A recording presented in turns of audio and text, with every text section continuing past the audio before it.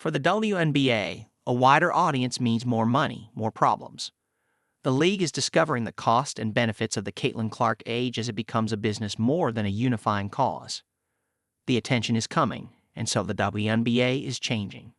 Remember our favorite basketball league where the players moonlighted as part-time politicos, coronavirus vaccine boosters, and good and faithful soldiers on the front lines of our social and cultural battlefields? The progressive women of the W, they could show all the other professional leagues what true advocacy looks like. But things are shifting, changing as fast as the casuals and crazies are catching up on Caitlin Clark's bandwagon. In the past, when the WNBA had reached mass audiences, it sparkled as an emblem for women's empowerment. And allies in orange hoodies wore the bun-haired logo woman as a sign of their support for something greater than sport.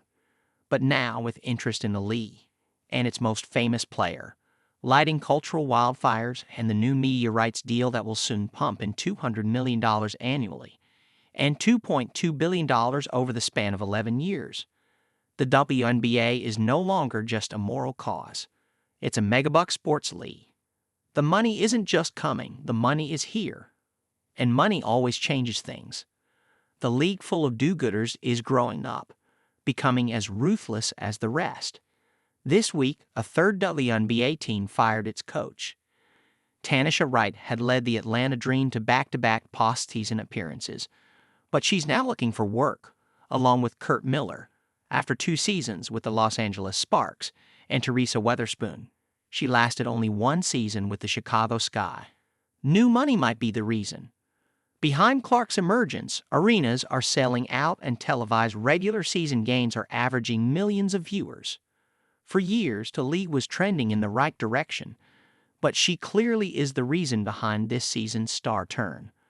But anyone casting Clark, who won the WNBA Rookie of the Year award, as the league's solo rock star with the other 143 women playing tambourine in the background is missing the point. Leagues need rivalries. Rivalries make for good storylines. Clark needs rivals, and her rivals need fans. And those haters will keep tuning in, shattering ratings records or snatching up tickets. For franchise owners, it's no longer enough to simply have a team as a tax write-off.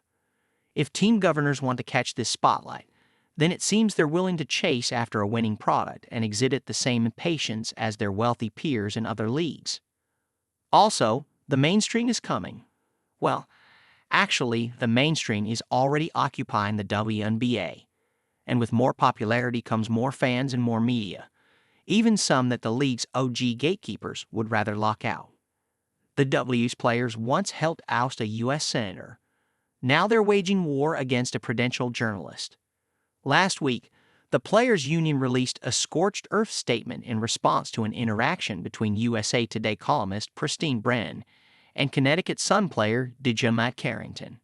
Brennan asked Carrington if she had intended to hit Clark in the eye during a playoff game, and though Carrington explained that she didn't even realize she had done so at the time, Brennan followed up by asking if she had laughed about the incident with a teammate.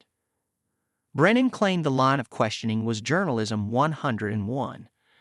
However, the union wanted to point out the bigger picture. Any player, specifically any black player, who dares to D-up Clark has endured personal attacks on social media. It's been the troubling trend throughout this season, so the union, justifiably, viewed Brennan's follow-up question as playing to that crowd. Not the cute and cuddly fan base of girls who wear 22 Fever jerseys, but the contingent of wackos who have nothing better to do than to celebrate their hero by attacking the others of the WNBA. When a sport enters the mainstream, it opens the door wide to anything that can come crawling in. Everyone watches women's sports, the slogan says. Everyone, sure, including the racists. As condemning as it is of American sports culture, the presence of an uglier faction of fans is another indicator of the league's rising popularity. Still, responsible reporters should be wary of questions that can double as bat signals to bigots, whose attacks usually come coded in racially offensive mockery or downright disgusting vitriol. However, the union mishandled the moment with its over-the-top and short-sighted declaration that Brennan didn't deserve her credential. With two sides going at one another, athletes versus media, The conflict has kept the league atop the news cycle even as the playoffs roll on. This isn't quite the vision that Sue Bird had for the growth of women's basketball. But hey, everyone is watching, and now everyone has an opinion about the women of this sport.